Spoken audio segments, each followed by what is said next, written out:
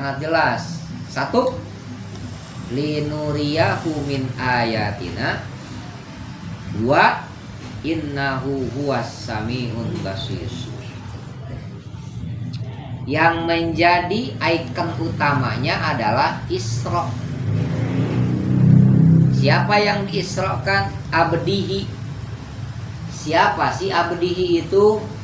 Mereka yang menghambakan dirinya, mengabdikan dirinya pure kepada Allah Subhanahu wa ta'ala, tanpa ada tendensi apapun yang ada di dalam dirinya. Zero.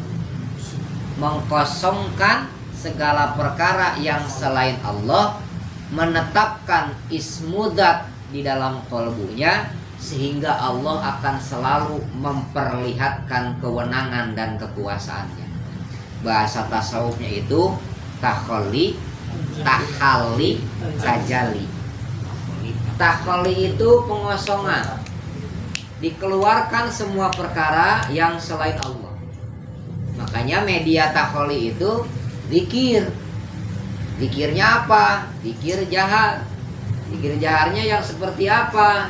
Yang seperti apa yang sudah didakwahkan, disampaikan oleh baginda Rasulullah Muhammad SAW, yaitu lillahi kalimatillah la ilaha illallah. Kalau kita lihat di dalam kalimat tersebut, kalimat la ilaha illallah itu ada 4 lafaz. Yang pertama la disebut lafaz atau kalimat nafi, pengtiadaan. Ini yang dibilang tadi takhalli, ya, pengosongan.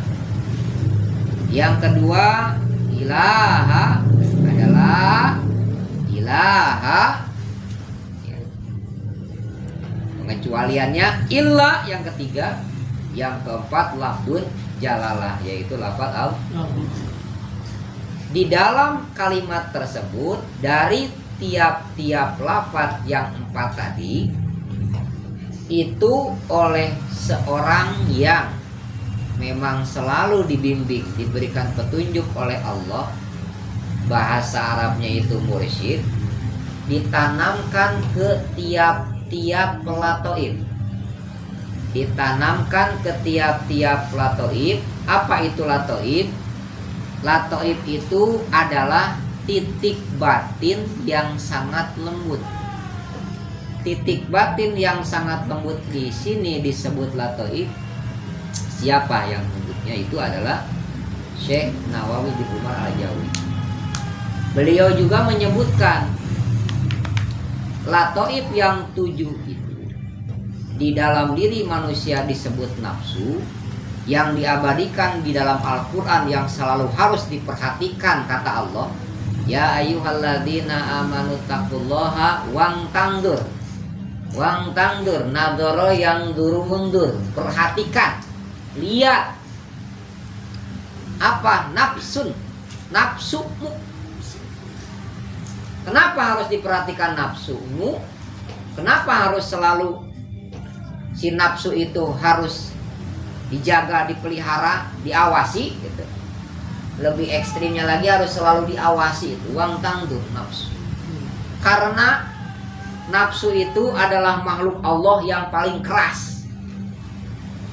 Makhluk Allah yang paling keras, lebih keras daripada batu. Bagel ditempong mantul. Balik lagi. Ya. Bagel. Bagel mah nipu Pak aja ya. Bagel nipu. Tapi kalau ngebagel kata Sudama ya balik lagi gitu mantul. Kenapa dibilang makhluk yang paling keras, lebih keras daripada batu? Karena Allah Subhanahu wa ta'ala setelah menciptakan nafsu, nafsu itu dipanggil. Kalau bulan yang lalu sama-sama kita mempelajari tentang prosesi pembaiatan ruh, ya, antara Allah sebagai sang khalik dengan ruh yang bakal jadi manusia. Alastu birob qalu bala. Nah, sekarang nafsu juga sama. Setelah itu nafsu diciptakan oleh Allah, dipanggil, ya nafas, wahai nafsu, ta'ala, ini kau, kata Allah. Setelah datang nafsu, ditanya oleh Allah, hei nafsu, man anta wa man ana. Nafsu menjawab, ana wa anta anta. Kata Allah, ya nafsu, siapa kamu, siapa saya? Kata nafsu, kamu, saya. Kalau kata bahasa Pak Cecep, balik lagi ke Pak Cecep, lulu gua. Iya, itu Allah yang nanya atas makhluk yang namanya nafsu. Bakat tingkut teasna Pak Ji. Nafsu, man anta wa man ana. Ana wa anta gitu. Udah coba itu. Kayak ibunya enggak ada. Coba itu. Lalu oleh Allah Subhanahu wa taala dimasukkan ke dalam neraka itu nafsu selama 1000 tahun. Buat apa? Kali gitu kalau dibakar mah lumer. Kalau dibakar ya, kali gitu kalau dibakar mah lumer gitu. Ternyata apa yang terjadi setelah 1000 tahun diangkat, ditanya lagi, ya nafs, man anta wa man ana? Masih sama Pak Ishak jawabannya. Ana wa anta. Muncul dina bahasa Sunda nama nganyak non karena nyangangang gitu. Nyangangang gitu ngejawabnya kali karena nyangangang teh gitu. Iya. Nah, cenah di duruk teh lain kalahkan lumer. Bukannya lumer gitu kan. Maka Allah Subhanahu wa taala mengembalikan lagi itu nafsu, ditenggelamkan di dalam bahrul ju'. Bahrul itu apa? Lautan. Samudra. Boleh laut. Ju' lapar. Selama 1000 tahun. Jadi ditenggelamkan oleh Allah di dalam samudra lapar. Artinya itu nafsu nggak dikasih makan, nggak dikasih minum, nggak diturutin apa yang menjadi kemauannya. Diantepin sama Allah 1000 tahun. Diantepin aja. Begitu udah 1000 tahun diangkat oleh Allah Subhanahu wa taala, ditanya man ana wa man anta. Apa jawabannya? Ana wa anta, antangan teu nyangangang. Yang pertama mangges diduruk teh lain ka lumer malah kayak nyangangang gitu. Ini mah enggak. Agak sedikit lemah dia. Lemes. Makanya nafsu kalau nggak dikasih makan, nggak dikasih minum, nggak diturutin apa yang menjadi keinginannya, jadi lemas Pak. So, kayak gerak orang buka kahayang dari cumponan ke orang, pan leles. Kamu tadi bere dahar mah, tapi lamun dibere martabak, aduh. Males deh, males. Gelas apa katanya nggak ngerti saya. Tuh, lemes dia. Akhirnya oleh Allah Subhanahu wa taala dikembalikan lagi, dimasukkan ke dalam bahru dzikri.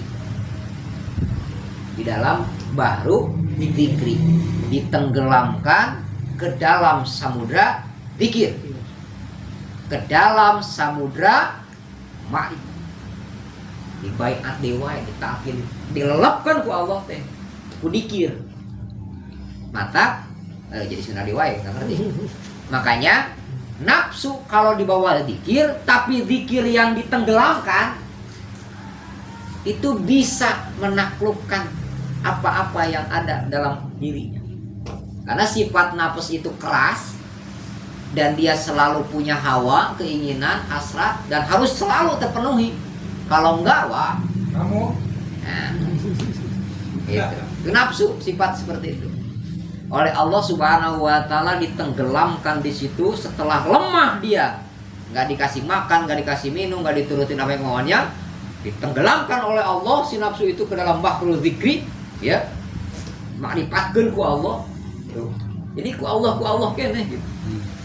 Diingatkan itu ku Allah. 1000 tahun. Setelah 1000 tahun diangkat, baru setelah diangkat belum ditanya nangis dia. nangis nangisnya, merintih serintih-rintihnya, seperti yang lebih daripada rasa sakit dalam diri. Udah nggak dikasih makan, nggak dikasih minum, nggak diturutin apa yang menjadi keinginannya, lalu ditenggelamkan ku Allah dina bab dikir, dititah dikir ku Allah, disuruh ingat. Maka apa setelah itu ditanya oleh Allah? Ya nafs, wahai nafs, man anta wa man ana. Ya Allah, ya Rabb, anta Rabb wa ana abduka ya Rabb. Baru setelah itu nafsu menjawab, engkaulah Tuhanku ya Allah, dan akulah hambamu yang kau ciptakan. Aku sujud bersimpuh kepadamu, karena tanpa ada kewenangan dan kekuatan darimu tidak akan ada daya dan upaya. La haula wala quwata illa billah. Jadi ada 3 perkara, ada 3 media untuk bisa menaklukkan nafsu. Apa sih nafsu? Nafsu itu ya diri kita sendiri. Jadi nafsu itu bukan sifat keinginan. Orang kebanyakan mengartikan nafsu itu sifat. Pak Kodir mah nafsunya gede banget, gak boleh kecolek dikit ngamuk. Misalnya Pak Ishak mah nafsunya gede banget, gak boleh cuman disinggung sedikit aja puling. Padahal nafsu itu bukan sifat, Pak, bukan karakter, bukan watak, tapi nafsu itu adalah sosok diri kita sebagai manusia yang backgroundnya itu punya sifat keras dan selalu banyak hawanya, banyak keinginannya. Itu sifat nafsu. Makanya yang pertama harus banyak-banyak diajak saum, banyak-banyak dilatih ya, untuk bisa menekan nafsu supaya tidak menguasai dalam diri kita. Kudu banyak saum, banyak puasa, gak dikasih makan, gak dikasih minum ya. Terus apa? Keinginannya tuh ditekan, jangan terlalu diikuti. Dia akan sedikit lemah, tapi masih kene masih kene panjang leher gitu, kayak jerapah gitu. Lalu ditenggelamkan dalam bahrul dzikri, di dalam samudra dzikir, dilelepkan gitu. Makanya bab dzikir ada yang disebut jahar, ada yang disebut khafi. Jahar, khafi, sir. Ada lagi sirru, sirri. Bab zikir yang pertama umum, orang yang belum bertorikoh juga banyak yang tahu. Tetapi zikirnya, zikir hajnya sebatas fadilah, keutamaan, pahala, ganjaran, kebaikan. Bagus itu juga, dapat ganjaran pahala kebaikannya. Tapi dia belum bisa menaklukkan nafsu. Kenapa? Karena yang dikejar masih upah, seperti halnya pegawai, seperti halnya kuli, setelah kerja dibayar. Kalau dibahasakan, ya Allah saya udah zikir, kok hidup saya masih begini-begini aja, bagaimana sih? Berarti itu masih nafsu itu. Nah makanya zikirnya supaya tidak melampaui batas, hawa terlalu memuncak dalam nafsunya, dalam dirinya, maka arahkan gembleng zikirnya dina nafsu tersebut ke dalam wilayah nafsiyah. Di mana wilayah nafsiyah itu? Kalau kita lihat di dalam diagram latifah, adanya di antara 2 alis.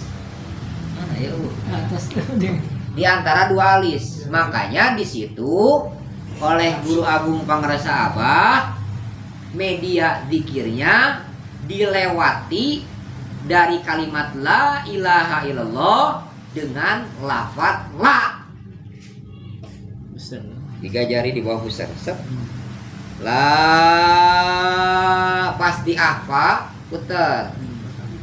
Terus terus lah sampai di nafas, harus sampai terasa, Pak. Karena kita melewati 3 latoif. Kalau latifah 7. Kalau mau nyebut 1 latoif. Latoif 1, latoif 2, latoif 3. Ada 3 latoif yang dilewati. Usah la ahfa, di sini wilayah Nabi Muhammad. Beres tuh langit. Nah, ada lagi latifatu nafsi. Nah, lihat di antara 2 alis. Di sini nih nafsu tuh adanya di sini. Supaya kita bisa tahu wilayah nafsu, bagaimana ekspresinya, tinggal lihat aja mukanya. Kalau lagi lemah, lesu, loyo, nafsunya kurang dikasih makan, kurang dikasih minum, raut wajahnya juga nggak sumringah, lemas. Tapi kalau nafsunya menguasai, orangnya sifat tekaupan di bahasa Sunda nama, beringas, muka lagi kerung gitu, gitu. Ukurannya ada di sini.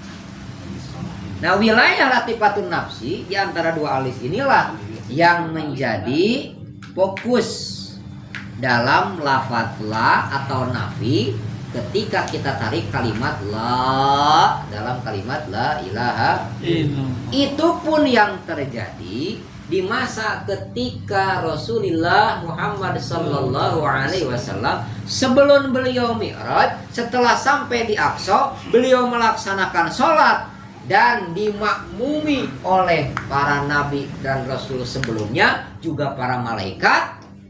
Setelah itu dibedah dadanya oleh Jibril dengan sepucuk pisau kecil yang dibawa ketika beliau sebelum diperintahkan turun untuk menemani baginda Rasul Muhammad sallallahu alaihi wasallam, dibekali oleh Allah air Zam-Zam yang diambil dari telaga Kautsar. Dibelah, dibuka, diambil kalbunya, dicuci dengan air Zam-Zam itu.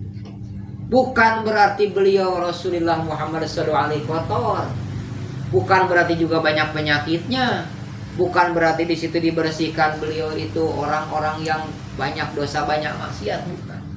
Itu adalah sebagai ibrah, contoh yang akan disampaikan media untuk membersihkan kolbu kelak kepada umatnya.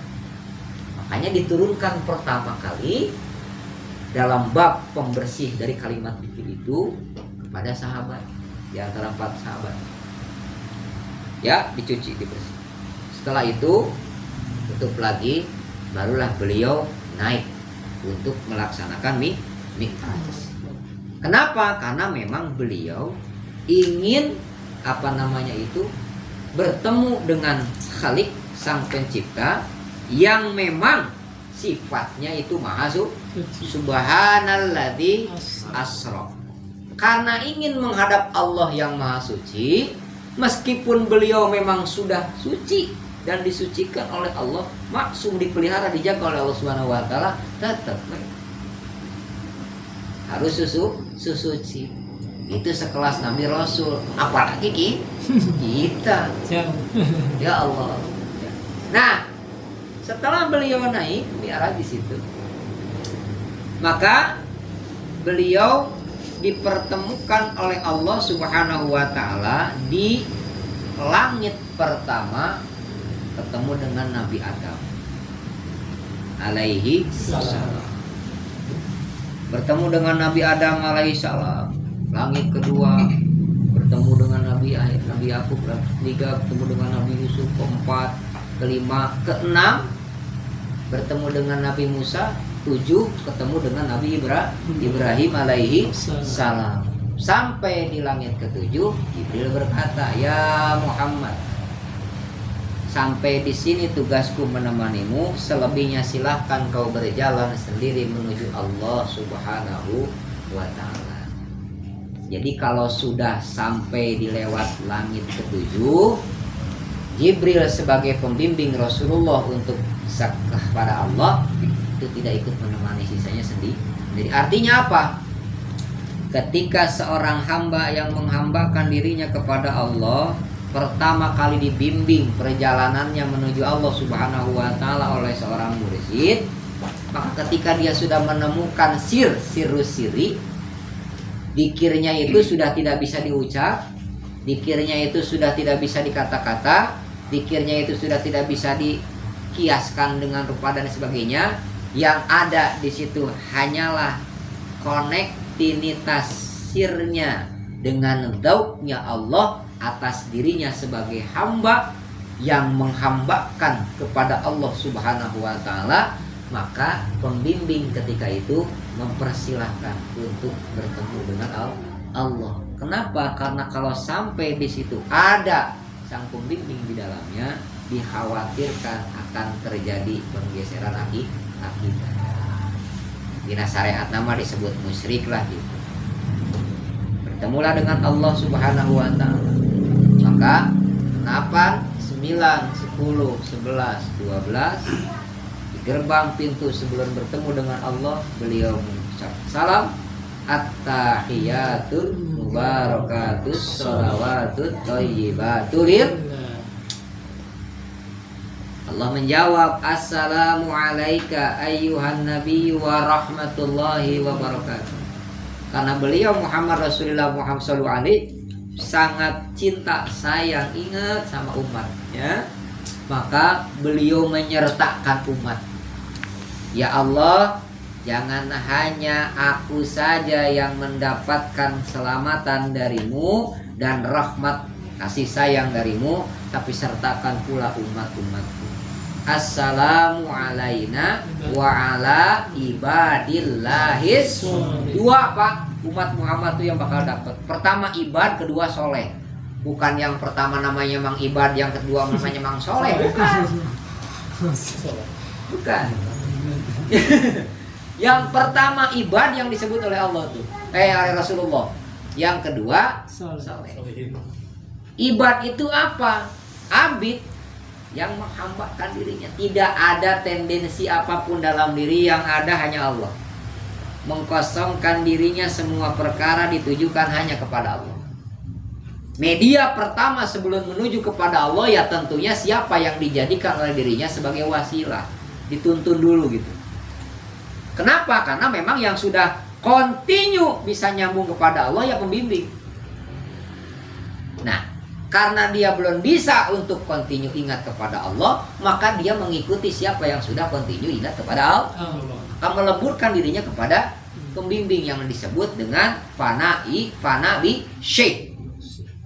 Kan ada fana fillah ya, sebelum fana fillah itu ada fana bi syekh. Fana bi syekh, meleburkan diri kepada siapa yang menjadi pembimbing. Leburkan. Tenggelamkan tuh nafsu ke dalam bahru zikri. Tak. Ketukan keberapa kira-kira kita mampunya sampai bisa hadir sosok pembimbing dalam diri kita. Setelah hadir, mintalah kepada beliau untuk dihantarkan menuju ridho Allah Subhanahu wa taala. Terus sampai beliau membimbing perjalanan, terus sampai terasa bahwa memang beliau bersama dengan kita, seperti hanya kita terasa bersama dengan orang yang terdekat di sekitar kita. Misalnya ya, Pak Cecep lagi dekat sama Pak Gin. Nah, ingat walaupun lagi narik, ingat sama Pak Gin. Nah, kayak gitu. Begitu ingat, manfaatkan media itu untuk minta dihantarkan kepada siapa yang mendapatkan ridhonya Allah Subhanahu wa taala. Terus pengerasa saya Ahmad Soibu Bapak Tajilaruti Insya Allah Barak bin Muhammad tahiyatan minni. Tatapan surya lagi. Nah, setelah itu sambungkan, karena ini juga memang perintah Allah. Ali Imran 200. Ya ayyuhalladzina amanus biru wasobiru warabitu wattaqullah. Ya ayyuhalladzina amanus biru wasobiru warabitu wattaqullah innallaha khabirun bima. Pertama sabar medianya. Dari sabar probito. Jadi kudu sabar lamun di probito. Kan lama tuh kamu sabar. Karena memang di situ yang disebut oleh Allah itu orang yang beriman, orang yang meyakini Allah, sabar nih. Sabar, kalau sabarnya sudah teruji, terbukti, baru robito. Sambungkan kepada siapa yang menjadi wasilah kita menuju Allah Subhanahu wa Ta'ala. Nah, ini bab robito, ketika kita menyambungkan ruh, menyambungkan ingatan, menyambungkan mindset kita kepada siapa yang menjadi pembimbing kita, itu harus dicari. Bagaimana cara media untuk bisa berobito dengan baik?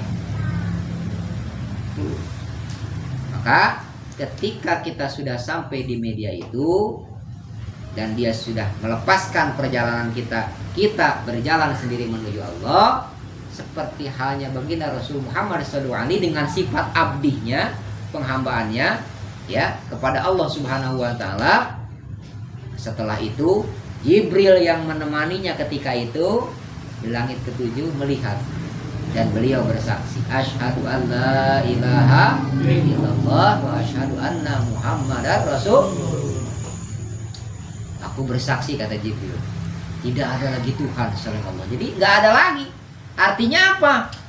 Takholi pasangkeun lain teh tong aya ngan aya kudu Allah.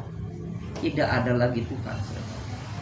Jadi kalau kita sudah merasakan kedekatan dengan sang khalif, merasakan kedekatan dengan sang pembimbing, udah yang lain tuh gak bakal kelihatan. Asyhadu an la ilaha illallah, aku bersaksi, kata Jibril, tidak ada lagi Tuhan selain Allah. Benar-benar menyaksikan gak ada lagi, yang ada cuma Allah. Dan kesaksian yang kedua, wa asyhadu anna muhammadar rasulullah, yang menjadi benar-benar utusan Allah itu ialah Muhammad. Dan barulah malaikat-malaikat yang lain bersolawat kepada Nabi, menyertakan Nabi Ibrahim alaihi salam. Asyhadu an la ilaha illallah wa asyhadu anna muhammadar rasulullah, kata Jibril. Malaikat di belakangnya ikut semuanya menyaksikan. Dari kesaksian Jibril mereka bersolawat, Allahumma sholli ala sayyidina Muhammad wa ala ali sayyidina Muhammad kama shallaita ala sayyidina Ibrahim wa ala ali sayyidina Ibrahim, terus sampai fil alamin innaka hamidum. Itu sholawat Ibrahim kepada baginda Rasulullah Muhammad SAW yang dikumandangkan oleh seluruh malaikat di belakang malak Jibril. Jadi ketika malak Jibril menyaksikan Allah, menyaksikan utusannya dengan kesaksian syahadat tadi, 2 kalimat syahadat, maka malaikat yang lain itu membacakan sholat.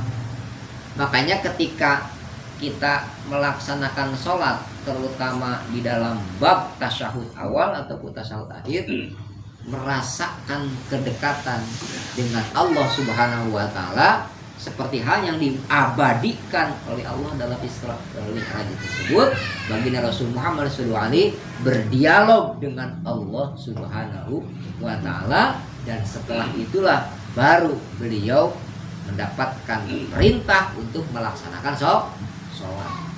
Pertama kali yang diperintahkan sholat sebanyak 50 waktu. Turunlah Nabi Muhammad SAW melewati kan dari 7 nih, dari 7 terus ke 6 ya kan. 7 ketemu sama Nabi Ibrahim, lewat. Di 6 ketemu dengan Nabi Musa, dicegat sama Nabi Musa. Ya Muhammad, apa yang kau dapatkan dari Allah Subhanahu wa Ta'ala dari pertemuan dan dialog tadi? Allah memerintahkan kepadaku dan umatku untuk melaksanakan sholat sebanyak 50 waktu sholat. Jangankan 50 waktu untuk melaksanakan sholat, aku aja dulu ngadepin Bani Israel untuk mengajak supaya beriman, apalagi ngajak sholat susah. Ya udah susah, angel. Terus gimana dong? Balik lagi, nego sama Allah, minta dikurangin. Naik lagi tuh cas, pulang balik ke Allah. Turun lagi, dicegat lagi sama Nabi. Gimana? Alhamdulillah Allah menerima dan turun sekarang menjadi 5 waktu. Coba karena waktu itu nggak dicegat sama Nabi Musa, 50 waktu kita ngelaksanain sholat, boro-boro 50 waktu. Yang 5 waktu aja masih banyak yang keleleran gitu. 4 kali. Enggak. Kumio kagak sholat semua kayaknya ya. Udah sholat semua ditinggal semua ya. Iya, 5 waktu aja yang kita ditinggal. subuh, kesiangan. duhur kerepotan, asar perjalanan, maghrib macet, isya ketiduran. Aduh riut. Masih gak sholat jadinya berarti kalau itu yang 5 waktu, gimana yang 50? Jadi kalau kita lihat perjalanan Isra lurus minal masjidil harami ilal masjidil aqsa. Di Aqsa berhenti, lalu naik Mi'raj 1, 2, 3, 4, 5, 6, 7, dilepas oleh Jibril 8, 9, 10, 11, 12 bertemu dengan Allah, mendapatkan perintah sholat, turun 7 ketemu Nabi Ibrahim, ke-6 ketemu dengan Nabi Musa, dicegat situ. Nego sholat balik ditahan gitu. Baru setelah dapat yang 5 waktu turun sampai ke Masjidil Haram ke Mekah. Nah, itu abu-abu yang lain sebangsa abu-abu. Itu nolak semuanya itu. Gak percaya dengan peristiwa itu. Tapi ada satu abu ya yang membenarkan dan mengimani tentang peristiwa Isra dan Mi'raj, itu Abu Bakar As-Siddiq. Nah, kenapa gelar As-Siddiq? Karena beliaulah yang pertama kali membenarkan peristiwa Isra dan Mi'raj. Yang lain mah kagak. Bagaimana bisa dari Masjidil Haram ke Masjidil Aqsa? Saya lihat kamu pertama kali mulai dari jam 8 malam, perjalanan jam 8 malam start, bisa balik lagi ke Masjidil Haram ke Mekah sebelum subuh. Dan tempat duduknya beliau juga masih kalau dipegang terasa hangat, gak mungkin lah, gak masuk akal. Makanya di situ Allah dalam ayat tersebut disebutkan pertama dari subhana asra abdihi. Nah, itu medianya tuh ya, medianya subhana asra abdihi, itu medianya. Yang menjadi fasilitasnya di situ linuriyahu min ayatina innahu huwas samiun basir. Jadi cuma orang-orang tertentu aja yang mendapatkan sami' al-basir, maha mendengar Allah, maha melihat Allah, yang diberikan kewenangan itu kepada hambanya, karena memang diabdi tadi. Orang yang mengabdihkan dirinya ke Subhana, Allah memuji sifat maha sucinya. Artinya Allah bertasbih dengan sifat maha sucinya. Tangjihu alinaksi wal adli. Maha suci Allah sifatnya absolut, mutlak. Tidak ada lagi yang bisa mensucikan melainkan dengan sifat kemahasuciannya Allah itu sendiri. Tapi kalau kita makhluk suci karena disucikan, sempurna karena disempurnakan, mulia karena dimuliakan. Suci ruh kita, kenapa? Karena disucikan oleh Allah, berangkat dari nur Nabi Muhammad. Nur Nabi Muhammad punya diciptakan oleh Allah dari nurullah, nurnya Allah Subhanahu wa taala. Makanya umatnya punya akhlak yang karimah. Kalau Rasul sendiri Nabi Muhammad sallallahu alaihi akhlaknya akhlakul adimah, agung. Makanya ketika Allah Subhanahu wa taala mengkaruniakan apa-apa yang sudah menjadi fasilitas buat kita untuk bisa kembali kepada Allah dalam keadaan selamat dunia akhirat, dalam keadaan fitrah dan ma'rifat ruh kita, maka yang menjadi media di situ sudah sangat jelas disebutkan. Bagaimana sih berangkat jam 8 sebelum subuh udah turun lagi, masuk lagi ke kota Mekah, ada lagi di lokasi? Gak mungkin. Hanya orang-orang yang punya ya pengabdian yang khusus, benar-benar dia. Jadi yang dilihat itu bukan apa yang dibawa, tetapi apa yang dia upayakan, apa yang dia usahakan. Jadi af'al Allah, apa yang menjadi af'al Allah, ketetapan Allah, apa yang menjadikan media dari Allah, itu dilimpahkan kepada dirinya. Makanya jangan heran, gak usah kaget, gak usah aneh. Orang kalau sudah sampai di wilayah itu, dia akan mendengar sesuatu yang di luar daripada pendengaran orang pada umumnya. Dia akan bisa melihat sesuatu di luar daripada penglihatan orang pada umumnya. Walaupun jaraknya jauh, walaupun masanya jauh, tetap. Oh gitu, ya. Jadi kelihatannya kayak orang yang memang agak beda gitu, karena memang dibedakan. Makanya fasilitas 4 ruh yang ada dalam diri kita, ruh jismani, ruh ruhani, nurani, ya, dan ruh sultani ini, itu sangat terasa kinerjanya. Tapi yang keempat nih, kudsi, ruhul kudsi inilah yang sulit kita deteksi kinerjanya. Kenapa? Karena memang dia terkunci dengan gembok yang begitu susah untuk dibuka, kecuali bisa dibuka oleh orang yang irsyad, orang yang selalu mendapat petunjuk dari Allah. Sebutannya adalah mursyid. Gak cukup sampai di mursyid, tapi dia harus sampai di wilayah kamil sempurna. Dia udah sempurna. Dia sempurna karena selalu dibimbing oleh Allah. Kenapa dia bisa selalu dibimbing oleh Allah dan dia mengikuti bimbingan itu? Karena memang ruh kudusnya sudah berfungsi. Kenapa bisa ruh kudusnya berfungsi? Karena memang dalam dirinya itu sudah kosong, nafsunya itu sudah kosong dengan perkara-perkara yang selain Allah. Maka ketika nurullah masuk ke dalam kalbunya, diterima, ditangkap, tek. Kenapa? Karena memang bersih. Tapi kalau kalbunya kotor, seperti hanya kaca, kalau kotor kena cahaya mantul, silau jadinya. Nggak akan bisa membiaskan cahaya dan bisa menampakkan gambar di kaca itu. Tapi kalau kacanya jernih, bersih, rajin digosok, yes. Begitu ada cahaya masuk, cat, diterima, set, kelihatan jelas apa yang nampak dalam cermin itu. Dan sekarang kenapa kok bisa ketika Romi toh teh hese udah kotor hati. Bagaimana kita bisa menyerap gambar dalam cermin ketika cermin itu kotor? Nggak akan bisa nampak jelas gambarnya, buram.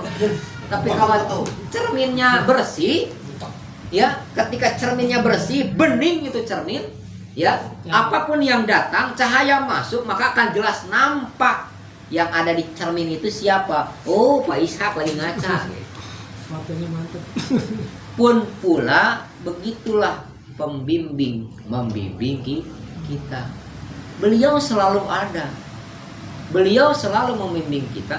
Kenapa kita tidak merasakan bimbingan beliau? Dan kenapa kita tidak bisa mengikuti arahan dan petunjuk dari beliau? Karena memang kalbu kita masih banyak perkara-perkara yang masih banyak muatan-muatan keduniaan lah gitu. Oh iya. Nah itu tadi. Nah, itu. Nafsu belum buka. Makanya nafsu itu Allah sendiri ya menggembleng nafsu, menggodok nafsu. Nar nggak kena bahrul ju' kurang, begitu ditenggelamkan dalam bahrul dzikri baru bisa lulus. Makanya hadirin kaum muslimin wal muslimat, hadanallahu wa iyyakum ajma'in. Intinya bukan dunia aja, pokoknya perkara yang selain Allah disebut dalam kalimat itu adalah ilah. La ilaha, bukan ilah, tapi ilah. Ilah itu adalah sesuatu yang selain Allah. Diartikan umum, orang berartikan adalah Tuhan. Tidak ada lagi Tuhan. Jadi dia menuhankan yang selain Allah, memprioritaskan yang seharusnya Allah yang menjadi prioritas, bukan yang lain. Maka ketika itulah datang petunjuk dari Allah, bimbingan dari Allah, diserap, diterima, tak, karena memang bersih. Nah kita, kenapa setiap hari Fa'idha qadaytumus sholata fadhkurullah, setiap selesai kali melaksanakan sholat kita berzikir kepada Allah, tuh dalam rangka ngagosok cermin tadi, membersihkan kaca. Nih kolbu kita ini kaca, cermin, media untuk menyerap nurullah, cahaya Allah, bimbingan Allah dalam kita, supaya kita bisa menerima, menangkap, dan mau mengikuti apa-apa. Sekarang beliau selalu membimbing kita, beliau selalu mengarahkan kepada, karena kitanya banyak perkara yang selain Allah, jadi kita nggak sadar, seperti halnya orang yang berjalan walaupun papasan tapi terhalang dengan pandangan yang lain. Kapan nyampenya nggak kelihatan, tentu udah ada di sini, padahal dia lewat di sampingnya, lewat di belakang. Ada alang-alang. Iya, karena ada pandangan lain yang menjadi fokus dia kepada pandangan itu, terhalang dengan pandangan yang objek yang lain, gitu loh. Nah itu, makanya tadi saya bilang ke Ian di depan yang lain, loh, nggak kelihatan kapan lewatin. Nah itu, bukan hanya sekedar bahasa, harus itulah sebenarnya antara kita sebagai murid, mudah-mudahan ya murid oleh pengasahan, dengan beliau sebagai pembimbing kita. Beliau membimbing kita. Cuman karena kita terlalu fokus kepada arahan yang sebutan nantinya yang sementara gitu, yang nggak ada apa-apanya gitu, akhirnya apa? Nggak sadar dia, nggak tahu kalau gurunya itu salah. Wala taqulu lima yuqtalu fi sabilillahi amwat bal ahya. Jangan pernah kita punya statement bahwa orang yang meninggal dunia, mati terbunuh di jalan Allah, gak mesti terbunuh doang, pokoknya mah yang udah meninggal, ruhnya lepas daripada jasadnya, dia sedang dalam proses perjalanan fi sabilillah, fi di dalam sabili perjalanan, lillah menuju Allah. Jadi bukan yang bisa terang doang, bukan. Siapapun yang wafat ketika dia sedang meniti jalan menuju Allah, fi sabilillah, fi di dalam sabili jalan, menempuh jalan, lillahi menuju Allah. Meninggal, diwafatkan, lepas jasad dengan ruhnya, jangan dibilang dia mati. Bal ahya, hakikatnya dia hidup. Apalagi punya emban tugas yang harus dilaksanakan untuk membimbing mereka yang ingin fisabilillah. Continue, nggak kebatas, nggak kehalang, ruang waktu terus dibimbing. Cuman ya karena kita itu tadi Pak lah, masih banyak ya, kalau bukan kita lah, saya ya pribadi saya. Kalau yang lain mungkin insya Allah lah ya, insya Allah peka lah. Emang begitu, emang harus begitu. Ya, peka lah Guru harus begitu. pada bimbingan Allah Subhanahu wa taala melalui siapa yang dijadikan oleh Allah sebagai media wasilah, yaitu seorang mursyid yang kamil mukamil. Bersyukurlah kita masih berada di wilayah daripada perjalanan yang disebut sebagai fisabilillah menuju Allah Subhanahu wa taala melalui mereka-mereka yang sudah lebur bersama dengan Allah Subhanahu wa taala. Mudah-mudahan Allah berikan kekuatan dan kemampuan kepada kita agar senantiasa kita bisa belajar mudawamah istiqomah melaksanakan rangkaian amalia ibadah dengan sempurna. Yang tentunya di bawah bimbingan Guru Agung Pangarsa Abah Syekh Ahmad Sohibul Bapak Tajul Arifin bin Syekh Abdullah Mubarak bin Muhammad.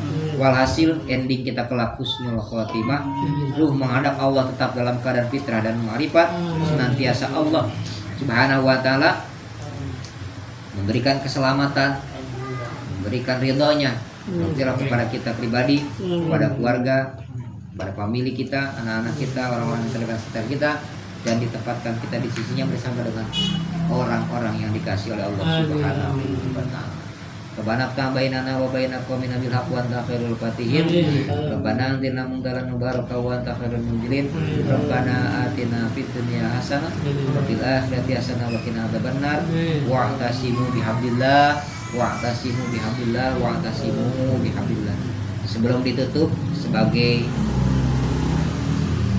dasar utama dari kajian pada kesempatan malam hari ini, Allah berfirman di dalam Al-Qur'an surat Al-Baqarah ayat ke-68. Bismillahirrahmanirrahim. Kaifa takfuruna billah? Bagaimana kamu bisa ingkar kepada Allah Subhanahu wa taala? Wa kuntum amwat, kamu tuh tadinya dalam keadaan mati. Fa ahyakum, maka oleh Allah Subhanahu wa taala kalian dihidupkan. Tsumma yumitukum, kemudian dimatikan. Tsumma yuhyikum, kemudian dihidupkan lagi. Untuk apa? Tsumma ilaihi turja'un. Kemudian oleh Allah Subhanahu wa taala kalian semua akan kembali menghadap Allah Subhanahu wa taala. Jadi ternyata endingnya kita ini ada di dalam Al-Qur'an surat Al-Baqarah ayat ke-68. Awalnya kita nggak ada Pak, mati. Kemudian oleh Allah dihidupkan sekarang. Awalnya kita mati, adanya di mana? Alam arwah yang sudah saya sampaikan di bulan yang lalu.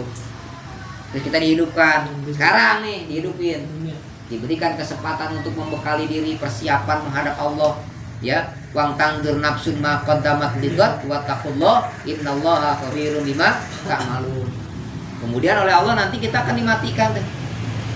dimatikan tapi untuk dihidupkan kembali. Untuk apa? Mempertanggungjawabkan kesempatan hidup di alam dunia. Umur kita dipakai untuk apa? Harta kita dibelanjakan kemana? Semuanya.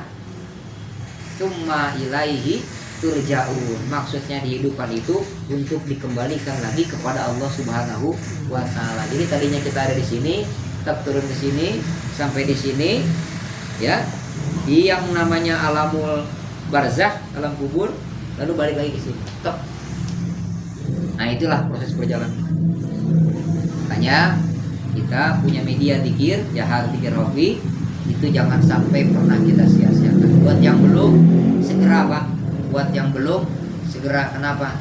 Karena kita nggak ada yang tahu kapan kita akan dimatikan oleh Allah untuk dihidupkan kembali dan akan diberangkatkan kepada Allah Subhanahu wa taala dengan mempertanggungjawabkan kesempatan hidup selama kita hidup di dunia, umur, harta, apapun yang ada dalam kehidupan kita, apakah sesuai dengan apa-apa yang menjadi ketetapan dan ketentuan Allah Subhanahu wa taala. Sekali lagi, mudah-mudahan Allah Subhanahu wa taala meridhoi apa-apa yang sudah kita amalkan pada malam hari ini dan pada hari-hari sebelumnya.